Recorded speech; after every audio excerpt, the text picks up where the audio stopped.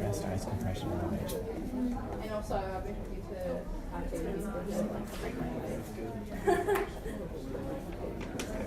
Okay, so this is so even the important of like stretching and warming down, nutrition, like getting the right energy before like eating and sleep and rest and games. Just like Greer, I think here is it says communication design, but I think if we combine this, we get more powerful because evidently you're talking about the importance of a particular sport to prevent injuries, but here is what you would actually want the target, who you want to do it for. And to some degree, you're also talking about regiment and habits, making those a little more established in that daily sort of professional sports sort of thing. Yeah. It's analogous to something like brushing your teeth after a meal or before bed or whatever. It should be part of the actual sport. But isn't rest, ice compression, elevation, that's what you do after it though? Yeah, so that's when you get injured. It's like saying that, people don't know this when everyone should know it when you're playing sports like regularly. That's why it has like that kind of question mark. Okay. Right. So do you really want to do rice or do you want to warm up and stretch before you actually... right. Yeah. Yeah. Because this is talking about the before. Yeah, that's... And this is the effect. I guess I kind of want to do both. Okay. Think about that. Yeah, so I might need to reframe these two. And that's okay. I actually... Because even after a game, you still need to do stuff. A little bit of stretching after. Yeah, it's still for the game, but you're doing it like afterwards. So like, I don't know, if you pull something, maybe icing or like, stretching afterwards, warming down so your heart rate doesn't go that. Well, here's the great place you are. You could choose to, because I once, thankfully when I fell down a couple stairs, I was at my mom's house and I instantly got on the couch and she iced it. Because I had sprained my ankle before and it took weeks to recover. This time it seemed like it was gone overnight. Almost. But my point is, either one, it's like what do you do when there is an injury and what do you do to prevent an injury? I'm telling you, you can go one of either of ways, but you might not do both. Okay.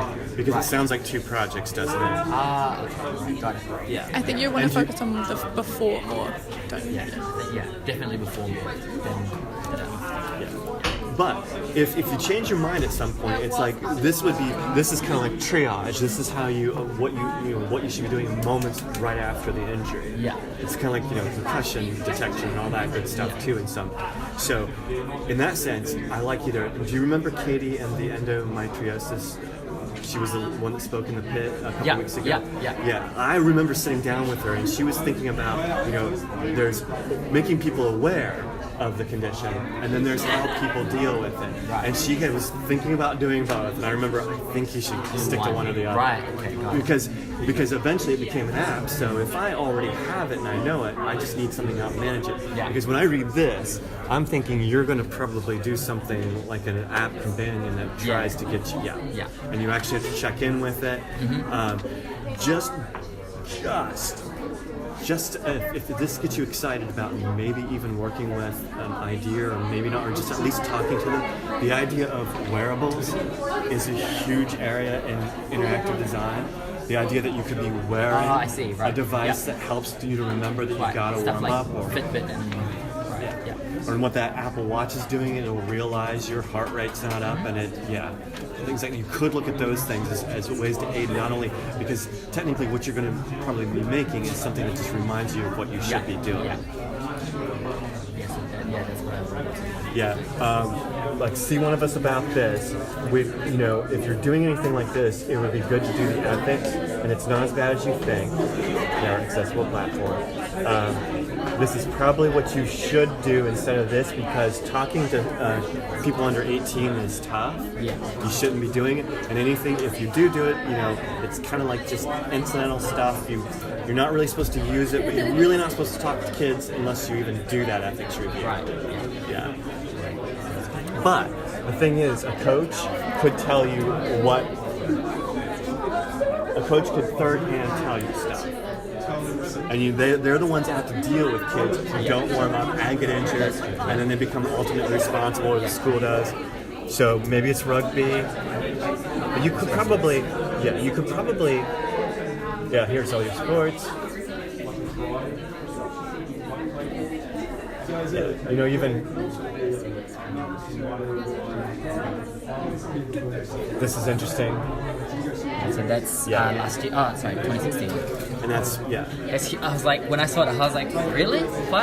Half a billion? Like, you might find out how, if you can find information on how even just a minor injury due to maybe not warming up ruined that career. Like I did something so badly that I'll never return to the rugby field again. Or I don't know if that happens often, but that would be interesting because that would say this is about dollars.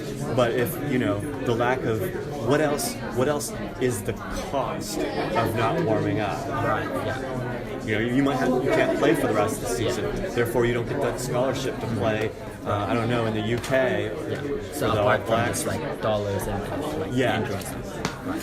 Yeah, because that's what I would do. Is I would put the young athlete in the middle, and the fact that they're not warming up, and all the things that they might miss out on if they don't. If they don't, right? Okay, got it. I was also thinking. Are we about time? Are you trying to? 6 minutes. Oh, God, that's a good idea. Yes, there's a timer on there. That's a very good idea. Just quickly. My awful voice, though. I was thinking of creating something like.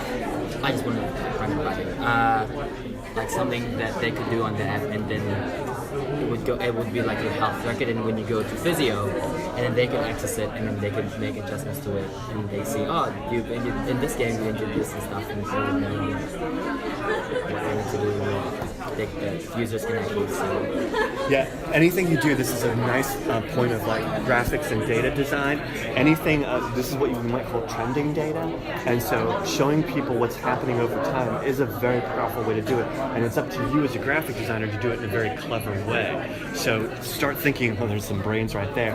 Start thinking about the most impact as far as what would compel the user to really, the athlete to really see that and understand what's going on. It should be a really fun exercise and something you can even test against, because whatever the app is telling them, it's still got to try to push a behavioral change, and that's why I'm saying if it's connected to a Fitbit or something too, there's other data that could be being collected, or even after let's say I work out or warm up, but I don't do my usual regimen. And the app even asks me after I practice, do you feel more tired or less tired, or more achy or less tired? How did you feel the next morning?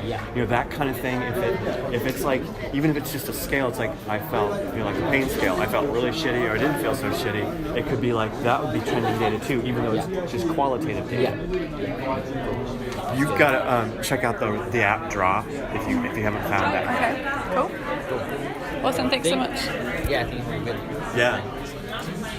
Thank you. Yeah. See, this is what I read first too. Yeah. So this is what you want to avoid.